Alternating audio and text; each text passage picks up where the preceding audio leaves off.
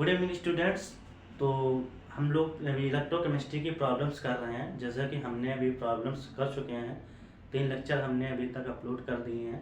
तो और भी लेक्चर, हमारा जो नेक्स्ट लेक्चर है 4th लेक्चर, इसमें हम इलेक्ट्रोकेमिस्ट्री की कुछ प्रॉब्लम्स और लेके आ रहे हैं। जैसे कि आज हमने टॉपिक सुबह डिस्कस किया था कि EMF क्या होता है। सेकेंड हमने गिब्स फ्री एनर्जी क्या होती है वो हमने डिस्कस करी थी। अब उसी से रिलेटेड हम क्वेश्चन देखेंगे और जो हमने पहले टॉपिक्स पढ़ रखे हैं उनके भी न्यूमेरिकल एक साथ में हम देखेंगे।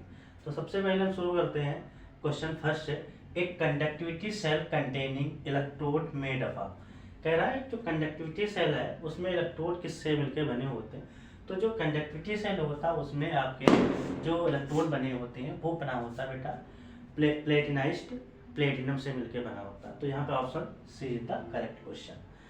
तो इसके बाद में जो क्वेश्चन नंबर सेकंड देखते हैं, जिसमें आपको दे रखा Ag प्लस एक इलेक्ट्रॉन लेके क्या हो रहा है Ag में कन्वर्ट हो रहा है, जिसका हमें क्या हुआ है सेल पोटेंशियल दे रखा है 0.8 वोल्ट।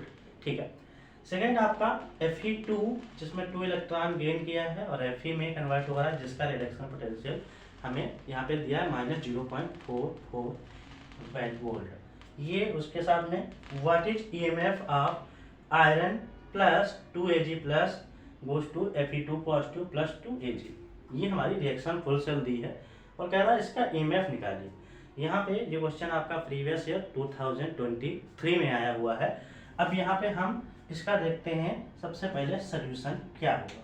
देखो सोल्यूशन के लिए हम यहाँ पे देखेंगे जो हमारा फार्मूला होता है ई स्टैंडर्ड सेल हमने आपको बता रखा है, वो ई स्टैंडर्ड कैथोड, ठीक है, माइनस ई स्टैंडर्ड एनोड दे रखा है। ठीक है। अब हमें देखो यहाँ पे 2 प्रॉब्लम्स है, हमें रिडक्शन पोटेंशियल इसका भी चाहिए और इसका भी चाहिए। तो दोनों में हमें रिडक्शन पोटेंशियल दिए हैं दोनों के, लेकिन अब ये हमें दिक्कत आ रही है कि Ag पर रिएक्शन हमारी कैथोड पर होगी या Fe2 वाली कैथोड पे होगी। इन दोनों में हमें पता लगाना, तभी तो हम इसमें पर्टिकुलर वो हम वैल्यू रखेंगे, अदरवाइज तो हमारा क्वेश्चन गलत हो जाएगा। तो हम देखते हैं कौन सा हमारा रिएक्शन इस पे सुटेबल बैठेगा, कौन सा कैथोड में आएगा पोटेंशियल और कौन सा एनोड में आएगा। ठीक है। तो इसके लिए थोड़ा सा हम ऊपर का हटाते हैं। ठीक है बेटा। तो अब देखते हैं यहाँ पे देखो सबसे पहले हमारा सेल दे रखा, सेल को देखना है हमें।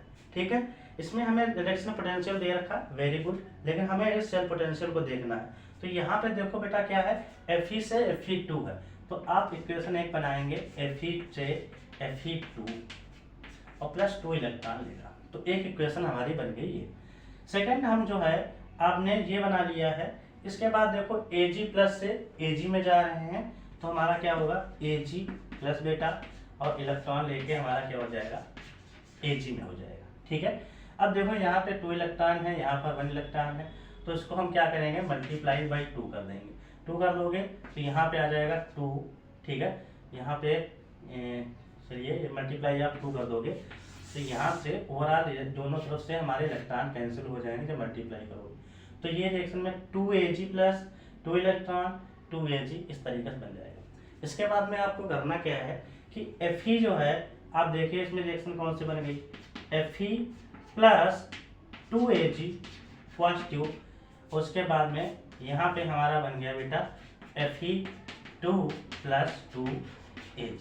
देखो यही रिएक्शन हमारी बनी नीचे, Fe प्लस 2Ag प्लस और Fe2 प्लस 2Ag प्लस। ठीक है, यही हमारी फुल सेल। अब देखो यहाँ पे एक चीज बताओ, ये जो हमारा क्या है ऑक्सीडेशन हो रहा है, ये हमारा क्या हो रहा है ऑक्सीडेशन, और ये क्या हो रहा है बेटा है रिडक्शन, क्योंकि गेन ऑफ इलेक्ट्रॉन हो रहा है और वो क्या है लॉस ऑफ इलेक्ट्रॉन हो रहा है। अब इन दोनों में हमें एक चीज बताओ, यहाँ पे हमारा कैथोड माइनस ई एनोड।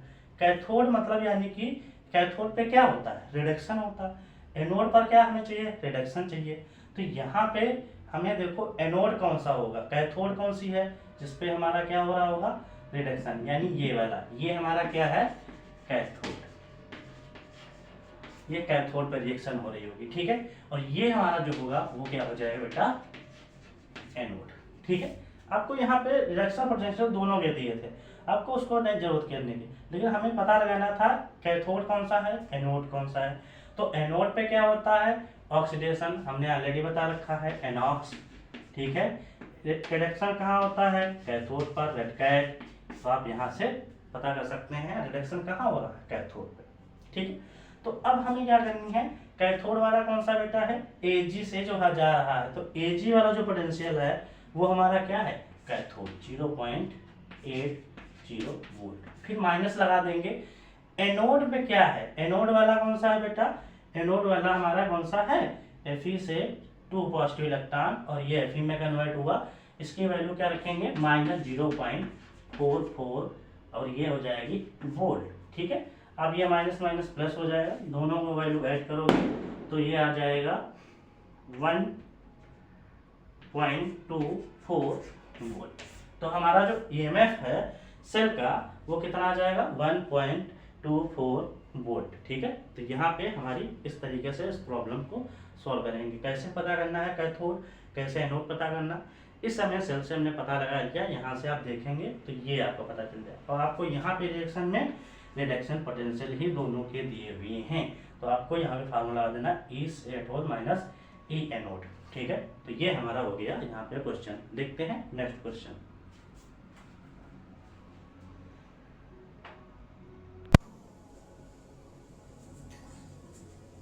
तो चलिए नेक्स्ट क्वेश्चन देखते हैं हमारे पास। Question number 3, an electrochemical cell can behave like an electrolytic cell. देखो कह रहा इलेक्ट्रोकेमिकल सेल है वो इलेक्ट्रोलाइटिक सेल कब बिहेव करता है। देखो यहाँ पे ऑप्शन दिया E सेल इक्वल टू 0 होना चाहिए, E सेल ग्रेटर देन होना चाहिए E एक्सटर्नल सेल से, फिर E एक्सटर्नल जो है वो आपका होना चाहिए E सेल से ज़्यादा, और E cell equal to E external. यहाँ पे आपका जो ऑप्शन हो जाएगा वो ऑप्शन सी हो जाएगा, ऑप्शन कि E external greater than E cell, यानी एक्सटर्नल जब ज़्यादा होगा E सेल से, उस समय हमारा जो इलेक्ट्रोकेमिकल सेल है वो इलेक्ट्रोलाइटिक सेल की तरह बिहेव करना स्टार्ट कर देगा। हमारा क्वेश्चन नंबर 4 में देखते हैं, in an electrochemical process salt bridge is use. Salt bridge किस लिए यूज किया जाता है हमने आपको बता रखा है। सबसे पहला ऑप्शन देखो दिख रहा है एज ए रिड्यूसिंग एजेंट, ये नहीं होगा हमारा। एज एन ऑक्सीडाइजिंग एजेंट, ये भी हमारा गलत है। साफ आंसर आपका सी देखने में लग जाता, to complete the circuit. Circuit complete करता, हमने कहा था दोनों न्यूट्रल चार्ज हो जाते हैं, इसलिए वो क्या करता, सर्किट को कंप्लीट करने के लिए यूज करता, so that current can flow जिससे इलेक्ट्रॉन क्या हो सकता है, फ्लो हो सकता है। तो ऑप्शन हमारा सी हो जाएगा, नीचे वाला ऑप्शन भी गलत हो जाएगा। तो किसी भी इलेक्ट्रोकेमिकल सेल में जो होता है साल्ट ब्रिज जो होता है वो एक सर्किट कंप्लीट करता है, और वो क्या करता है, that can current can flow, जिससे करंट हमारा फ्लो होता है। अगर हमारा साल्ट ब्रिज नहीं लगाएंगे तो एक टाइम पर आके हमारे क्या हो जाएंगे, ये इलेक्ट्रोड जो हैं दोनों से ये क्या हो जाएगा, ये भी सोल्यूशन न्यूट्रल हो जाएगा, यहाँ वाला भी सोल्यूशन न्यूट्रल हो जाएगा। ठीक है, नेक्स्ट क्वेश्चन देखते हैं हम।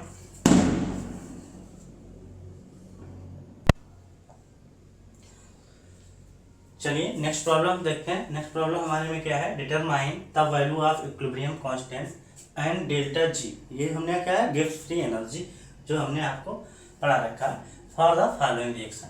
सबसे पहले आपको रिएक्शन दे रखी है, इस रिएक्शन को आपको गिब्स फ्री एनर्जी निकालनी। तो गिब्स फ्री एनर्जी जो होती है बेटा वो हमारी क्या थी, डेल्टा जी। तो स्टैंडर्ड कंडीशन रखी है, तो हमें स्टैंडर्ड कंडीशन पे वैल्यू भी ए की रखी हुई है, तो delta G equal to minus NFE standard. ठीक है, तो यहाँ पे हमारा ये हो गया। N जो हमारा है, यहाँ से देखो Ni से Ni 2 पॉजिटिव जा रहा, तो यहाँ पे N इक्वल टू 2 आ जाएगा। यहाँ से Ag से Ag पे जा रहा, तो यहाँ पे N जो हो जाएगा वो कितना आ जाएगा, वो 2 आ जाएगा। ठीक है, तो N इक्वल टू आ जाएगा 2। ठीक है, तो delta G standard equal to -2। F की वैल्यू उसने ऑलरेडी इसमें दे रखी 1 फैराडे 96500। ठीक है, ई जो हमारा दे रखा है कितना 1.05, ये है हमारा वोल्ट। ठीक है, तो यहाँ पे जब आप वैल्यू कैलकुलेट करोगे तो ये वैल्यू जो आती है वो आपकी आती है जूल पर मोल में। इस बात को याद रखेंगे, जूल पर मोल में। इसके बाद जब आप आंसर निकाल लोगे तो आपका आंसर आ जाएगा 202.65 किलो जूल पर मोल। ठीक है, ये हमारी वैल्यू आ जाएगी किसमें, डेल्टा जी स्टैंडर्ड ये आ जाएगा, यानी गिब्स फ्री जो है वो कितनी आ जाएगी 202.65 किलो जूल पर मोल। यहाँ पे जो हमें वैल्यू मिली थी वो भी थी जूल पर मोल मोल में, ठीक है। तो हमारी N की वैल्यू इस रिएक्शन से देख के हम नंबर ऑफ इलेक्ट्रॉन निकाल लेंगे। सेकेंड जो है F की वैल्यू आपको याद रखनी है, नहीं तो आपको क्वेश्चन देखता, नहीं तो याद कर लें आप 96500 इंटू 1.05 स्टैंडर्ड की वैल्यू भी हमको दे रखी है, तो हम यहाँ से निकाल लेंगे गिब्स फ्री एनर्जी। सेकेंड आपसे देखो इसमें क्वेश्चन में कह रहा बेटा है इक्विलिब्रियम कांस्टेंट Kc। अब देखो इसको क्या निकालना है, इसके लिए फार्मूला हम बता रहे हैं। इसमें फार्मूला लगता है आपका सेकेंड जो हमारा है इक्विलिब्रियम कांस्टेंट, ठीक है, इक्विलिब्रियम कांस्टेंट Kc लेते हैं। तो Kc आप निकालेंगे तो फार्मूला आप हम यहाँ पे लिखे दे रहे हैं, log Kc equal to n into T standard divide by 0.0591, ये हमारा हो जाता है यहाँ पे फार्मूला। अब देखो क्या करना है, लॉग Kc हमें निकालना ही है, तो यहाँ पे हम लिख देते हैं log Kc equal to n हमारा कितना बेटा 2 है, वैल्यू कितनी है 1.05 डिवाइड बाई कितना है 0.0591, ठीक है बेटा। तो ये हमारा गया यहाँ पे। अब इसको आप कैलकुलेट करके आपका आंसर आ जाएगा,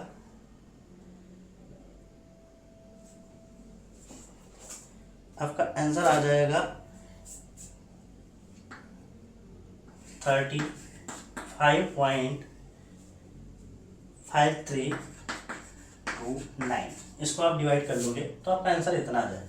अब देखो यहाँ से हमारे पास दो तरीके हैं, एक तो आप log Kc equal to value आ गई 35.5329, ठीक है। अगर आप Kc रखते हैं तो Kc उधर जाएगा, ये लॉग इधर जाएगा तो एंटी लॉग हो जाएगा 35.5329। तो इसका आप आंसर निकालेंगे Kc equal to anti log में आपका आंसर आ जाएगा 3.411 इंटू 10 की पावर 35। ये हमारा आपका यहाँ से निकलेगा आंसर इसका Kc का, ठीक है। अब देखो यहाँ से हमने Kc निकाल लिया, एंटी लॉग। अब आप मान लो पेपर में गए हैं तो पेपर में आपको एंटी लॉग वैल्यू आपको नहीं पता, तो आप इसके लिए क्या कर सकते हैं, देखिए यहाँ पे हम इसका लिखे देते हैं और, ठीक। दूसरा ऑप्शन में क्या कर सकते हैं कि ये हमारी वैल्यू आ गई, तो ये Kc देखो लॉग, यहाँ पे क्या कर लेंगे लॉग Kc इक्वल टू 35.5329, ये हमारी वैल्यू थी, ठीक है। तो Kc यहाँ पे बेस क्या होगा 10 होगा, ठीक है, बेस 10 पे निकाला गया, तो Kc ये उधर जाएगा तो 10 की पावर 35.5329 हो जाता है, ठीक। ये वाली बेस जो होती है यहाँ पे आ जाएगा, नीचे बेस बन जाएगा और इसके ऊपर ये जो वैल्यू है उसको पावर बना देंगे। अब इसकी वैल्यू में आप निकालोगे Kc इक्वल टू, तो यही आ जाएगी जो आप निकाले हैं 3.11 इंटू 10 की पावर 35, ये आ जाएगा आपका आंसर। यहाँ से भी आपको देखने में लग रहा है 10 की पावर 35 निकालोगे आप तो यहीं पे आपको 3.411 इंटू 10 की पावर 35 भी आएगा। और अगर आपको नहीं है तो आप यहीं तक आंसर को जो है अपने छोड़ सकते हैं, ये भी आपका सही है, ठीक है, क्योंकि आपके पास वहाँ कैलकुलेटर नहीं होगा तो आप इतनी वैल्यू रख के आप इसको छोड़ देंगे, ठीक है। आप एंटी लॉग की वैल्यू पता नहीं, लेकिन यहाँ पे आप निकाल देंगे तो ये आंसर आपका सही है, या फिर आप निकाल सकते हैं तो यहाँ तक निकालिए, ठीक है। तो ये हमारा हो गया ये क्वेश्चन। इसके बाद हम देखते हैं नेक्स्ट क्वेश्चन हमारा कौन सा है।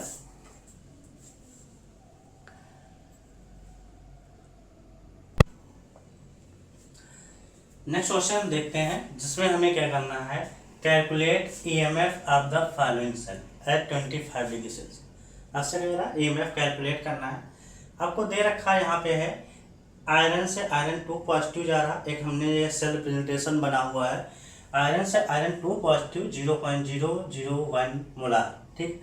और ये फिर साल्ट ब्रिज का हमारा लगा होता है सिंबल, फिर उसके बाद H+ इसका कंसंट्रेशन दे रखा है, साथ में H2 गैस 1 बार प्रेशर पे है और साथ में प्लेटिनम इसमें लगाया गया है, ठीक है। तो ये CBSE 2022 में क्वेश्चन पूछा गया था और यहाँ पे स्टैंडर्ड सेल आपको Fe2 से Fe की एक वैल्यू दी गई है -0.44 वोल्ट और ई स्टैंडर्ड H+ से ये आपका 0 दिया। कहीं पर भी हमारा ई स्टैंडर्ड जो है H+ होता है, हाइड्रोजन जो गैस है उसका ऑक्सीडेशन भी दिया होगा तो क्या हो जाता है, रिडक्शन दिया होता तो 0 ही होता है, नहीं दिया होता तो भी अपनी तरफ से आप 0 मान लेंगे, ठीक है, अब देखते हैं इसका हम सोल्यूशन क्या हो सकता है। यहाँ पे सबसे पहले देखो, यहाँ पे हमने बताया था ये एनोड है और ये हमारा क्या है, कैथोड है। सिंपल से आप पहचान सकते हो। तो हम रिएक्शन बना लेते हैं सबसे पहले। एनोड, एनोड पे बेटा क्या होता है हमारा, ऑक्सीडेशन होता है। So iron goes to, iron 2 positive 2 electron लेंगे, ठीक है, यही तो हमारा होगा। सेकेंड हम देखते हैं कौन है बेटा, हाइड्रोजन है H+, और ये इलेक्ट्रॉन गेन करेगा और ये बनेगा H, ठीक है। और इसके बाद में अगर हम यहाँ पे 2 से मल्टीप्लाई कर दें, यहाँ पे 2 से कर दें, तो यहाँ पे बन जाएगा H2, ठीक है। अब यहाँ पे इस तरीके से हमारी रिएक्शन आ जाएगी, ये दोनों कैंसिल आउट हो जाएंगे, रिएक्शन हमारी बन जाएगी, ये फुल सेल बनेगा 2Fe+ 2H+, और ये रिएक्शन जाएगी आयरन 2 पॉजिटिव प्लस हाइड्रोजन, ठीक है। तो ये हमारा बन गया फुल सेल। अब देखो जो इसमें N है, N वो कितना आएगा, N = 2, ठीक है, ये हमारी आ गई। अब हम लिखते हैं सबसे पहले ई सेल हमें निकालना है, तो E cell is equal to देखो यहाँ पे देखेंगे E standard cell minus 0.0591 divide by n, और लॉग हमारा जो हो जाएगा, यहाँ पे अगर हम लिखें तो लॉग इसके लिए हम लिख रहे हैं, किस सेल के लिए लिख रहे हैं, ये सेल के लिए लिख रहे हैं, इस सेल में।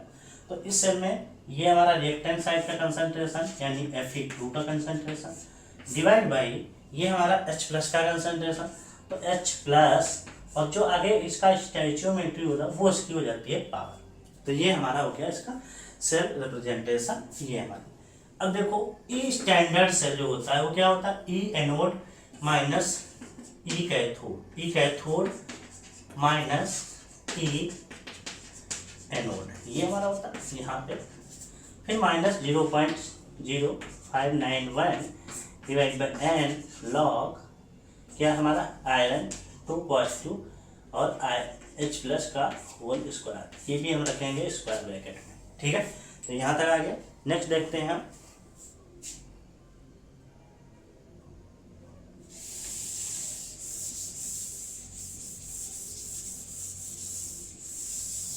ठीक है। तो यहाँ पे ई स्टैंडर्ड हम देखते हैं क्वेश्चन, इसके आगे हम फॉरवर्ड कर रहे हैं यहाँ पे। तो E cell is equal to, देखो ई कैथोड अभी हमने रफ कर दिया। ई कैथोड पर रिडक्शन कितना है, H से H+ जा रहा तो उसका बेटा हो जाएगा 0, ठीक है, ये हो गया 0। इसके बाद में यहाँ पे माइनस, ठीक है। ई एनोड यानी कौन सा है बेटा, ये वाला, तो इसमें कितनी है वैल्यू माइनस, तो माइनस ये हमारा बाहर था, इसकी वैल्यू माइनस है, तो 0.44, ठीक है। ये तो हमारा हो गया किसका, ये हमने निकाल लिया ई स्टैंडर्ड सेल। फिर माइनस 0.0591 डिवाइड बाई एन की वैल्यू कितनी थी, 2 निकल आई थी, आपने यहाँ देखा।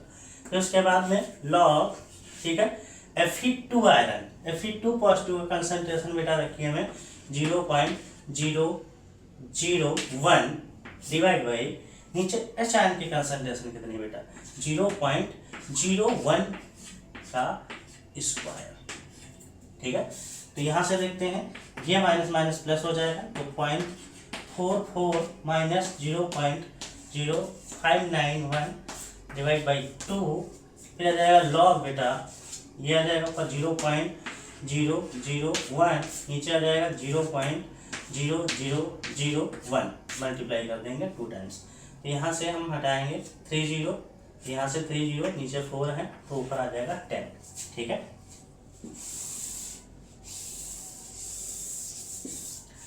ठीक है, तो यहाँ पे आ जाएगा 0.44 माइनस 0.0591 डिवाइड बाई 2, उसके बाद में लॉग ये आ गया 10, और लॉग 10 की जो वैल्यू होती है वो कितनी हो जाती है, 1 हो जाती है, ठीक है। यहाँ पे लिखेगा लॉग 10 जो होती वैल्यू हो जाती है 1 बेस 10 पे, ठीक है। तो ये हमारी आ गई यहाँ पे, इसकी वैल्यू 1 डिवाइड कर लेंगे 0.44 माइनस 0. आ जाएगा 0, 2 2 जा 4, 2 9 जा और 18 1 हो गया, 2 5 जा और 2 9 1 आ गया, 2 5 जा 2 5 जा, ठीक, ये आ जाएगा। आप इसको माइनस करेंगे तो आपका माइनस करने से आपका आंसर आ जाएगा, आंसर आपका आ जाएगा 0.4105। ठीक है, ये आपका आंसर आ जाएगा। ठीक है, आप इसको डिवाइड कर देंगे, 2 0 2 2 जा 4 1 बचा, 2 9 जा 18 1 बचा, 2 5 जा 10 हो जाएगा, 1 बचेगा, 2 5 जा। ठीक है, आप यहाँ से इसको रिप्लेस करके यहाँ 6 कर सकते हैं, आप इसको माइनस कर लीजिए तो ये हमारा आ जाएगा इसका ई सेल। ठीक है, अच्छा एक चीज़ थी, जैसे कि हमें यहाँ पे ई सेल EMF कह रहा था निकालने को इस सेल के लिए। ठीक है, अगर हमें क्या होता कि हमें निकालना होता ई स्टैंडर्ड सेल। ठीक है, तो यहाँ पे आपको ये वैल्यू आपको जब भी कंसंट्रेशन दे देता है तो मोस्ट ऑफ द केस आपको ई सेल निकालना है, और ई सेल स्टैंडर्ड कह रहा है 25 पर नॉट इक्वेशन ही हमारी फॉलो करती है। ठीक है, तो ये आंसर हो गया। अब देखते हैं हम नेक्स्ट क्वेश्चन।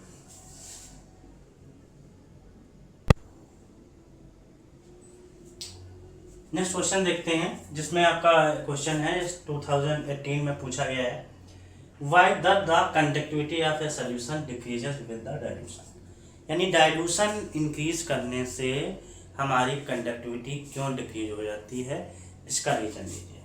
तो इसमें आपका जो सोल्यूशन रहेगा वो क्या है, इसमें आप लिखेंगे the conductivity of a solution decreases with dilution because number of ions per unit volume decreases. ठीक है, इसका मतलब क्या है, जैसे कि हमने ले रखा, आपने इसमें कोई सेल ले रखा। ठीक है, इस सेल में मान लो हमने कहा कि इतनी दूर की बात कर रहे हैं, ये वॉल्यूम ले रखा। ठीक है, हमने कह दिया इसके अंदर वॉल्यूम यूनिट वॉल्यूम यानी 1 सेंटीमीटर हमने कह दिया कि इसकी लेंथ है और ये इसकी विड्थ है। तो इसमें जितनी दूर का एरिया जिसका जो वॉल्यूम आएगा, ठीक है, इसका आएगा वॉल्यूम 1 सेंटीमीटर क्यूब। ठीक है, आपने क्या किया, इसके अंदर जो भी आपने कोई भी इलेक्ट्रोलाइट मिलाया, जैसे हम NaCl या कोई भी हम मिला रखा है इसमें, जैसे आप इसमें मिला देंगे NaCl तो ये क्या कर देगा, हर जगह इसके आयंस फैलेंगे। ठीक है, तो आयंस जब स्प्रेड हो जाएंगे तो यहाँ पर जो इस एरिया के अंदर है, इस वॉल्यूम के अंदर Na आयन Cl आयन भी आएंगे। ठीक है, अब जैसा कि हमने कहा कि इस वॉल्यूम के अंदर 1 सेंटीमीटर क्यूब वॉल्यूम के अंदर कितने आयंस प्रेजेंट हैं, और जो जितने ज़्यादा नंबर ऑफ आयंस प्रेजेंट होंगे, नंबर ऑफ आयंस जितने ज़्यादा होंगे इंक्रीज करेंगे, कंडक्टिविटी हमारी क्या होगी उतनी ही इंक्रीज करेगी। ठीक है, नंबर ऑफ अगर आयन इंक्रीज करते हैं per unit volume, per unit, ठीक है, यूनिट वॉल्यूम अगर इंक्रीज करेंगे तो हमारी कंडक्टिविटी क्या होगी, इंक्रीज कर जाएगी। अब देखो यहाँ पे अभी तक क्या था, कंसंट्रेशन सोल्यूशन था। अब हमने क्या किया, इसमें आपने मिक्स किया वाटर, यानी आपने इसको क्या किया, डाइल्यूशन किया। जैसे आप डाइल्यूशन करेंगे तो होगा क्या, इसका जो है कंसंट्रेशन बढ़ेगा, तो ये धीरे धीरे ऊपर इनकी ये वॉल्यूम तो हमारी फिक्स रहेगी 1 सेंटीमीटर, लेकिन ये आयंस क्या होंगे, ये क्या हो जाएंगे, दूर दूर हो जाएंगे। जैसे जैसे आप दूर दूर होते जाएंगे तो अब क्या हो जाएगा, इस यूनिट एरिया यूनिट वॉल्यूम है इसके अंदर आयंस कम हो जाएंगे। जैसे ही आयंस कम हो जाएंगे तो उस सोल्यूशन में उसकी कंडक्टिविटी क्या हो जाएगी, कम हो जाएगी। इसीलिए यहाँ पे जो है क्या होता है, conductivity of solution decreases with dilution because number of ions, जैसे कि हमने कहा कि यहाँ पे मान लो 10 होंगे, लेकिन जैसे आप इसमें डाइल्यूशन बढ़ाओगे तो ये निकल के बाहर हो जाएंगे, क्योंकि डाइल्यूशन बढ़ेगा तो इनका जो है एरिया बढ़ जाएगा, इस चक्कर में ये बाहर में निकल जाएंगे। तो इसके अंदर पर्टिकुलर इस एरिया के अंदर मान लो आपके रह गए 5 रह गए, तो इसकी कंडक्टिविटी डिक्रीज हो जाएगी। एग्जाम्पल देते हैं, जैसे कि आप मान लो इस रूम में हैं, इस रूम में हम बैठे हुए हैं, 50 लोग बैठा दिए, खड़े कर दिए, ठीक है। जैसे हम क्या कर दिया जाए, इसका गेट खोल दिया जाए, ऊपर मान लो हम डाइल्यूशन बढ़ा देते हैं, तो हम क्या हो जाएंगे, सब फैल जाएंगे। तो इस कमरे में क्या हो जाएंगे, आदमी जो है वो कम हो जाएंगे। आदमी कम हो जाएंगे तो यहाँ पे जो सफोकेशन है वो अपने आप कम हो जाएगा। यहाँ पे हम देखते हैं ऐसे वाला यहाँ है, जितने ज़्यादा आयंस थे एक यूनिट हमने लिया, एक यूनिट वॉल्यूम में, उतने में अगर जितने ज़्यादा आयंस थे, आयंस कम हो जाएंगे तो उसकी कंडक्टिविटी क्या हो जाएगी, डिक्रीज हो जाएगी। तो आपका सोल्यूशन यहाँ पे लिख देंगे, number of ions per unit volume decreases, इसीलिए कंडक्टिविटी हमारी डिक्रीज हो जाती है। तो यहाँ तक इस लेक्चर में इतना ही रखते हैं। नेक्स्ट लेक्चर हम देखते हैं नेक्स्ट क्वेश्चन, ठीक है, अभी के लिए इतना ही। Thank you.